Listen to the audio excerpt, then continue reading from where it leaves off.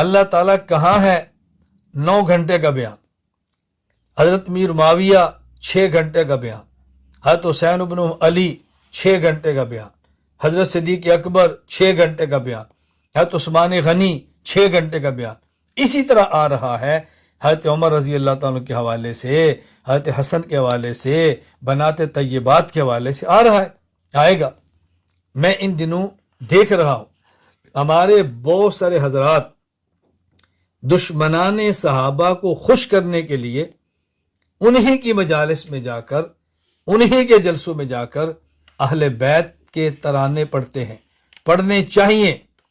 اہل بیت ہمارا ایمان ہے، اہل بیت سے محبت ہمارا ایمان ہے۔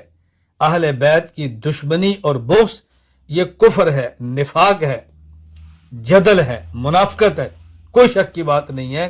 لیکن جس طرح آپ وہاں جا کر اہل بیت کے قصیدے پڑھتے ہیں، انہیں کو ہونا وہ بھی صدیق اکبر کی خلافت کی بات کریں، خلفائے راشدین کی خلافت کی بات کریں۔ میری گزارش سن لیں، میں صاف لفظوں میں کہنا چاہتا ہوں، صحابہ کرام ہمارے سر کا تاج ہیں، اہل بیت ہمارے سر کا تاج ہیں، پیغمبر پاک کی بیویاں امہات المومنین ہماری مائیں ہیں، پیغمبر پاک کی 4 بیٹیاں ہماری مقدس اور تقدس اور عقیدت کی انتہا ہیں، پیغمبر پاک کے 3 داماد ہمارے ایمان کا حصہ ہیں۔ اور میں کھل کے کہتا ہوں، جو صحابہ پیغمبر سے عداوت رکھے اس کے نفاق میں بھی کوئی شک نہیں ہے، اہل بیت کے تقدس کے بارے میں بغض رکھے اس کے نفاق میں کوئی شک نہیں ہے۔ ہم صحابہ پیغمبر اہل بیت کو الگ نہیں کرتے، وہ دونوں ہمارے ایمان کا حصہ ہیں۔